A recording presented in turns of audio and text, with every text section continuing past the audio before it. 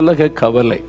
தேவைக்கு என்ன பண்ணுறது, நாளைக்கு என்ன பண்ணுறது, சாப்பாட்டுக்கு என்ன பண்ணுறது, ட்ரெஸ்ஸுக்கு என்ன பண்ணுறது, வருமானம் இல்லையே என்ன பண்ணுறது, கடன் பிரச்சனை இருக்கிற என்ன பண்ணுறது, இது மாதிரி நிற்க தேவைகளை குறித்த ஒரு கவலை, உலக கவலை.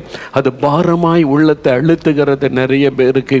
இப்போவே பாரம். பிள்ளைகள் படித்து முடித்து +2 முடிச்சுட்டா எந்த காலேஜில் சேர்க்கறது, எந்த யூனிவர்சிட்டி சேர்க்கறது, எவ்வளோ பணம் கேட்பாங்களோ, பிள்ளைகளை ஸ்கூலில் சேர்க்கறதுக்கு எவ்வளோ பணம் கேட்பாங்களோ என்று இதெல்லாம் தேவைகளை குறித்த பாரம், கவலை அழுத்துகிறது. எண்ணத்தை உண்போம், எண்ணத்தை குடிப்போம் என்கிற பாரம் பாருங்க. அதனால தான் மத்தேயு 6ஆம் அதிகாரத்தில் இயேசு சொல்லுகிறார், நாளைக்காக கவலைப்படாதுங்க என் பிள்ளைகளே, உணவுக்காக கவலைப்படாதுங்க, உடைக்காக கவலைப்படாதுங்க, நாளை தினத்துக்காக கவலைப்படாதுங்கன்னு சொல்கிறேன். ஒன்றை குறித்து கவலைப்படாதுங்க. ஏன்னா இந்த கவலை பாரமாய் நம்ம அழுத்தம். இந்த கவலை தேவைகளை குறித்த கவலை. என்ன செய்கிறது, இப்படி என்ன செய்கிறது, வட்டிக்கே எல்லாம் பணம் போகுது, கடன் பிரச்சனை. இந்த பாரத்தை நினச்சி அது பாரமாய் உங்களை அழுத்தி சாப்பிட மனமில்லை, தூங்க முடியல, நிம்மதியாக இருக்க முடியல, எப்போ கண்ணீராய் வருகிறது.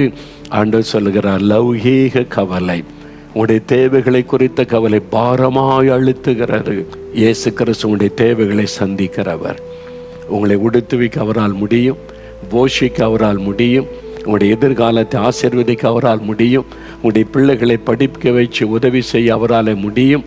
அவர் உங்களுடைய தேவைகளை சந்திக்கிற அற்புதமான ஆண்டவர். ஒரு